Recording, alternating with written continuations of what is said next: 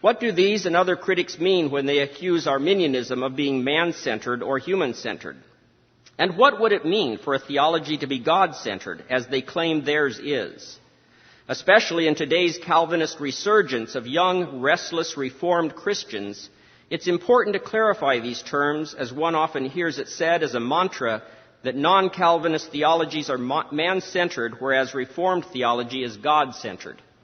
Their main guru, John Piper, frequently talks about the God-centeredness of God and refers everything in creation and redemption to God's glory as its chief end. His implication, occasionally stated, is that Arminianism falls short of this high view of God. Too often, without any consideration of what these appellations mean, today's new Calvinists toss them around as cliches and shibboleths. It seems that when critics of Arminianism accuse it of being man-centered, they mean primarily three things. First, it focuses too much on human goodness and ability, especially in the realm of redemption. That is, it does not take seriously enough the depravity of humanity, and it prizes the human contribution to salvation too much. Another way of putting that is that Arminian theology does not give God all the glory for salvation. Second, they mean that Arminian theology limits God by suggesting that God's will can be thwarted by human decisions and actions. In other words, God's sovereignty and power are not taken sufficiently seriously. Third, they mean that Arminianism places too much emphasis on human fulfillment and happiness to the neglect of God's purpose, which is to glorify Himself in all things. Another way of expressing this is that Arminianism allegedly has a sentimental notion of God and humanity in which God's chief end is to make people happy and fulfilled. Certainly there are some truths in these criticisms, but their target is wrong when aimed at classical Arminian theology. Unfortunately, all too seldom do the critics name any Arminian theologians or quote from Arminius himself to support these accusations. When they say Arminianism, they seem to mean popular folk religion, which is admittedly by and large semi-Pelagian. Some, most notably Horton, name 19th century revivalist Charles Finney as the culprit in dragging American Christianity down into human-centered spirituality. Whether Finney is a good example of an Arminian is highly debatable. I agree with Horton and others that too much popular Christianity in America, including much that goes under the label evangelical, is human-centered. I disagree with them, however, about classical Arminianism, about which I suspect most of them know very little. What would count as truly God-centered theology to these Reformed critics of Arminianism? First, human depravity must be emphasized as much as possible so that humans are not capable, even with supernatural divine assistance, of cooperating with God's grace and salvation. In other words, for them, grace must be irresistible. Another way of saying that is that God must overwhelm elect sinners and compel them to accept His mercy without any cooperation, even non-resistance on their parts. This is part and parcel of high Calvinism, otherwise known as five-point Calvinism. According to Boyce and others, theology is only God-centered if human decision plays no role whatsoever in salvation. The downside of this, of course, is that God's selection of some to salvation must be purely arbitrary, and God must be depicted as actually willing the damnation of some significant portion of humanity that He could save, because salvation in their scheme is absolutely unconditional. In other words, Calvinism may be God-centered, but the God at the center is morally ambiguous and unworthy of worship.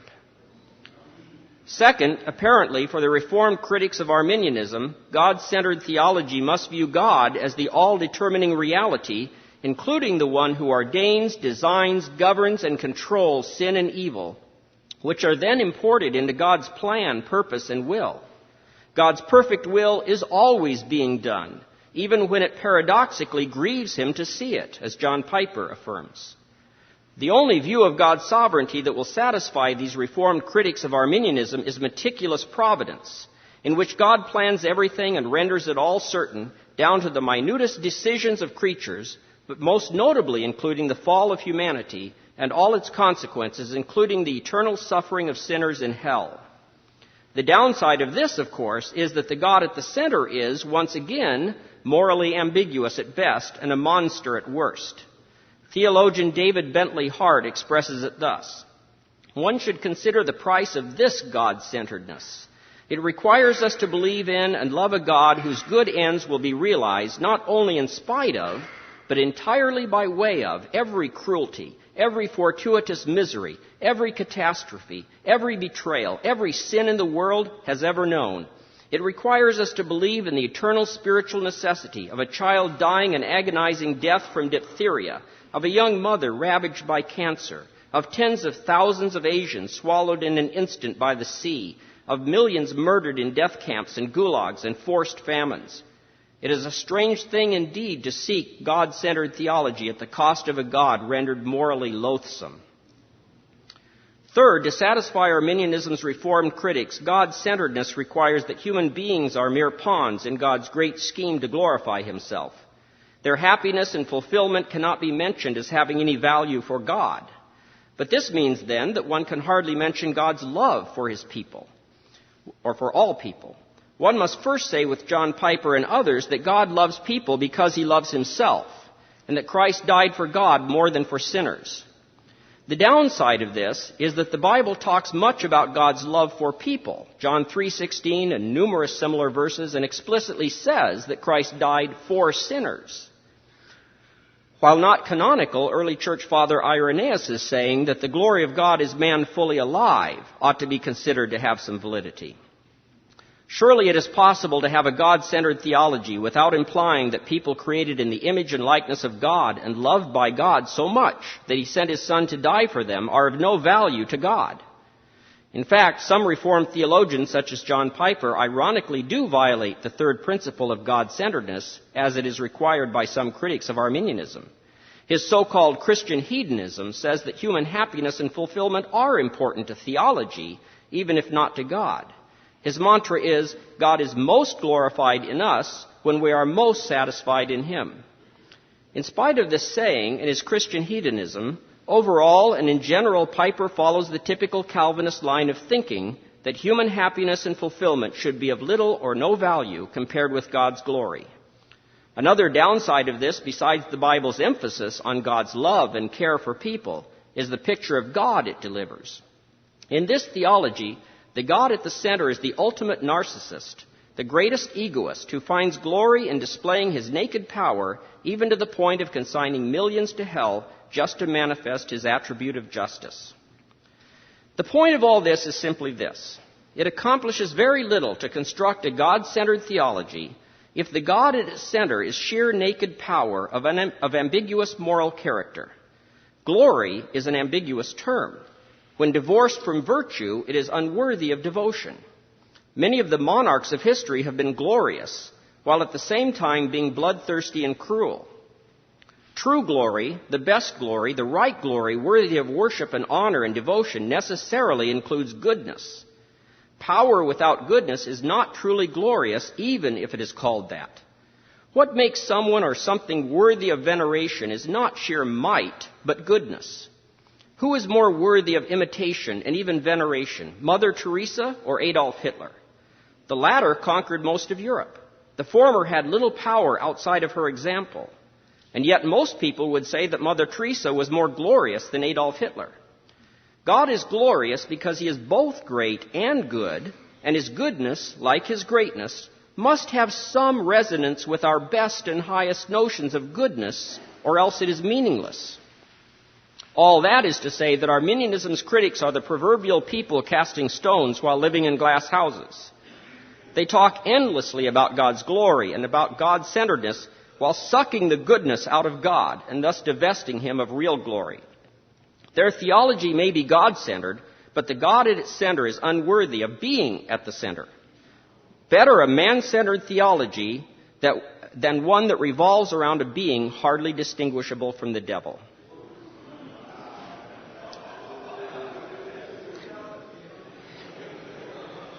Read my book.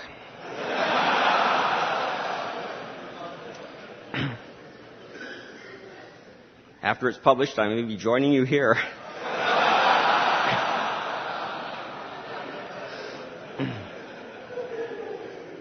In spite of objections to the contrary, I will argue that classical Arminian theology is just as God-centered as Calvinism, if not more so. The God at its center, whose glory, to the contrary of critics' claims, is the chief end or purpose of everything, is not morally ambiguous, which is the main point of Arminianism. Somehow, Arminian theology has been stuck with the bad reputation of believing most strongly in human freedom. That has never been true. Real Arminianism has always believed in human freedom for one main reason: to protect the goodness of God and thus God's reputation in a world filled with evil. There is only one reason classical Arminian theology emphasizes free will, but it has two sides. First, to protect and defend God's goodness. Second, to make clear human responsibility for sin and evil. It has nothing whatever to do with any humanistic desire for creaturely autonomy or credit for salvation. It has never been about boasting, except in the goodness of the God who creates, rules, and saves. Why did Arminius reject, and why do classical Arminians reject Calvinism? Certainly not because it is God-centered. As I will demonstrate, Arminius' own theology was fully God-centered in every sense.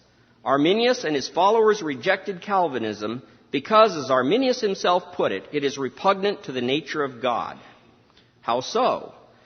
According to Arminius, Calvinism implies that God really sins, because, according to that doctrine, he moves to sin by an act that is unavoidable, and according to his own purpose and primary intention, without having received any previous inducement to such an act from any preceding sin or demerit in man.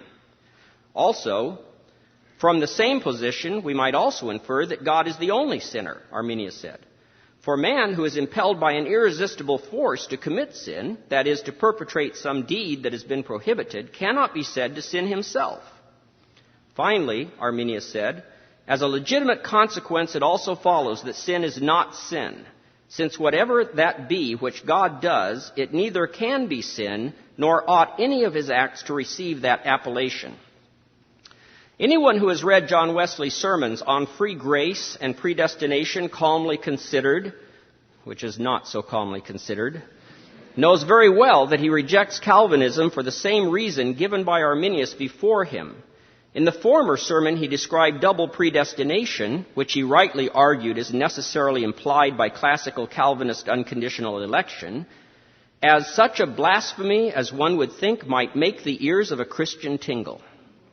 According to him, that doctrine destroys all God's attributes at once and represents the most holy God as worse than the devil, as both more false, more cruel, and more unjust.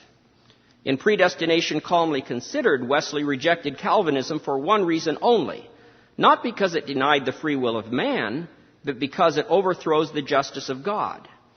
He preached as if to a listening Calvinist, you suppose him, namely God, to send them, the reprobate, into eternal fire for not escaping from sin. That is, in plain terms, for not having that grace which God has decreed they never should have. Oh, strange justice! What a picture do you draw of the judge of all the earth? Anyone who has read later classical Arminians knows that their main reason for rejecting Calvinism is the same. It impugns the goodness of God and sullies God's reputation. It has nothing at all to do with valuing human free will in and for itself, and I challenge critics to demonstrate otherwise.